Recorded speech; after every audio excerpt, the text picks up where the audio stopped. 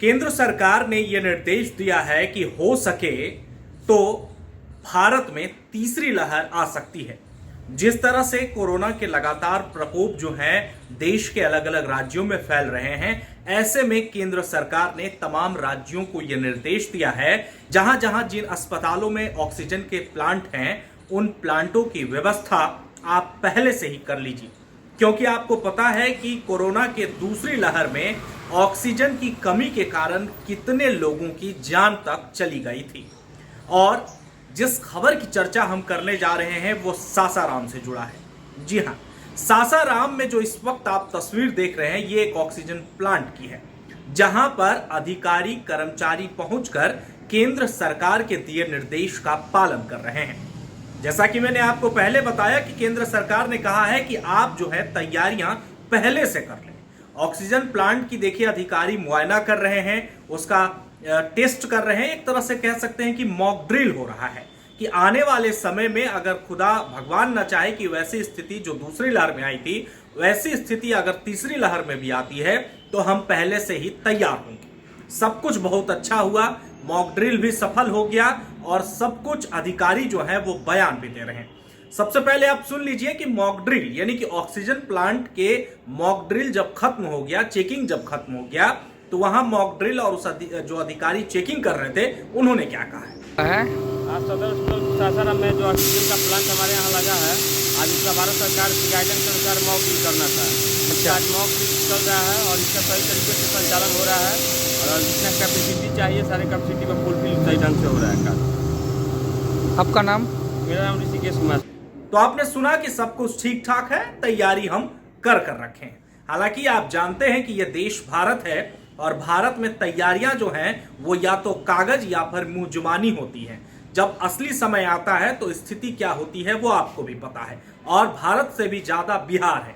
बिहार में क्या स्थिति होती है ये आप तमाम लोगों से छुपा हुआ नहीं है। यहाँ ज्यादा काम कागजों पे होता है, मुंह जुबानी पे होता है, लेकिन जमीनी स्तर पर क्या काम होते हैं वो मुझे आपको बताने की जरूरत नहीं है। अब चलिए दूसरी तस्वीर सासाराम की ही है। इस तस्वीर में देखिए कि किस तरह से एक लाचार, एक गरीब परिवार अपने परिजन को अस्पताल कंधों पर पहुंचा रहा है। नीतीश कुमार इस वक्त बिहार सुधार यात्रा पर है, यानी कि बिहार को किस तरह से सुधारा जाए, बिहार की तस्वीर तकदीर किस तरह से सुधारी जाए, ये व्यवस्था है।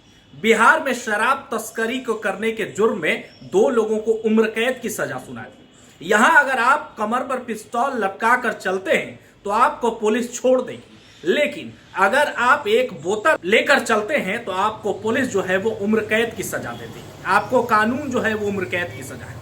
किसी भी मंच हो, मंच पर नीतीश कुमार बस एक ही राग अलापते हैं कि बिहार में शराबबंदी को सफल बनाना है, लेकिन बिहार की शिक्षा व्यवस्था की क्या हाल है यह आपसे छुपा नहीं है।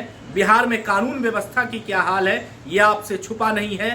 बिहार में और व्यवस्थाएं क्या है यह मुझे आपको बताने की जरूरत नहीं है। दूसरी तस्वीर पर आप गौर कीजिए, देखिए यह सरकारी अस्पताल की व्यवस्था है जहां एक परिजन को स्ट्रेचर तक मुहैया नहीं है। किस तरह से यह परिजन अपने परिवार को जो है कंधों पर ले जा रहा है। ये कोई पहली तस्वीर नहीं है और ना ही आप पहली बार इस तरह की तस्वीर बिहार में देख रहे हैं। लेकिन अब इन दोनों खबरों को मिलाकर मैं आपको विश्लेषण के तौर पर बता दूं। एक तस्वीर जहां पर प्लांट के सफल निरीक्षण के लिए अधिकारी अपना फीट थपथपा रहे हैं, तो वहीं दूसरी तरफ जो बिहार की व्यवस्थाएं हैं खास करके स्वास्थ्य की, उसकी हकीकत भी ये बयां हो रही है।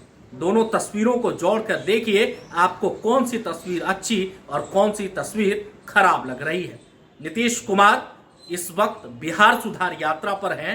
नीतीश जी, टाइम मिल जाए तो थोड़ा सा इस तस्वीर को भी देख लीजिएगा कि आपका बिहार, आपका सपनों का बिहार और आपका शराबबंदी वाला बिहार कितना सुधर पाया। नशा कर लिया है। अच्छा, इसीलिए तबीयत खराब है। अच्छा, कहाँ के रहने वाले हैं? बिहार का संधौली। हैं? संधौली बिहार का। अच्छा अच्छा, ठीक है। अभी कहाँ लाए हैं आप लोग? एथी से जुम्हा से यहाँ लाए हैं। अच्छा, वही दिया है, पुर्जी नहीं दिया है। ओ तो क्या नाम है इनका? अनिल। और अभी कहाँ लाए हैं आप लोग? शारदा हॉस्पिटल लाए हैं। सरकारी हॉस्पिटल? सरकारी हॉस्पिटल। सदर अस्पताल ना? सदर। क्या नाम पड़ेगा आपका? हमारा नाम पड़ेगा विजय। स्ट्रेचर मिला आप लोग को? स्टेशन अब वही लोग जानता है, मैं नहीं जानता हूँ, हम नहीं जानता हैं। अब कैसे लेके आए मरीज को आप? उसको माँ जी रखी है। तो मैंने कैसे लाए हैं मरीज को यहाँ सदर अस्पताल में? और उसके बाद कहा है किसे लाए? टेम्पू पर देख नहीं रहे, टैंकर लाए हैं वजह से। कैसे टांग के लाए हैं, कहाँ से? वजह से टैंकर नहीं लाए हैं। अच्छा अच्छा, तो स्ट्रेचर नहीं मिला आपको? स्टेशन कहाँ मिला है? क्या नाम पड़ेगा आपका? मेरा नाम विजय नाम था। कौन है आप उनके? हमारे वो हम उसके चाचा लगे। जहाँ तक स्ट्रेचर की बात है, ट्रॉमा सेंटर में स्ट्रेचर उपलब्ध है। अब ऐसा क्यों हुआ इसको हम पता करते हैं, जो दोषी होगा तो उस पर कार्रवाई होगी। चलिए, बार बार इस तरह की लापरवाही हो सदर अस्पताल से आ रही है सामने। अब हो रही है। अभी तो मैंने इधर तो हम 1 महीने से छुट्टी में थे, अभी ज्वाइन किए हैं। अब इसको हम फिर देखते हैं, व्यवस्था दुरुस्त हो जाएगी। खबर कैसी लगी जरूर बताइएगा। किस तरह का कमेंट और सुझाव देना चाहते हैं तो कमेंट बॉक्स में लिखिए। बहुत बहुत शुक्रिया। तंत्र मंत्र के बादशाह, भारत के जाने माने सर्वश्रेष्ठ गुरु खान जी, मिलेगा हर समस्या का समाधान गारंटी के साथ। मेरी बेटी की शादी के लिए बहुत से रिश्ते आते थे, पर कोई न कोई अड़चन पड़ जाती थी। इसी वजह से मेरा पूरा परिवार बहुत परेशान था। बाबा जी की दुआओं से आज मेरी बेटी एक बड़े घर की बहू बनी।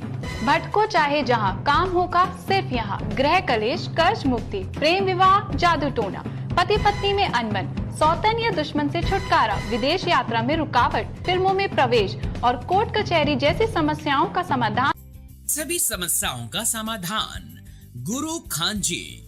अभी कॉल करें 9821707996।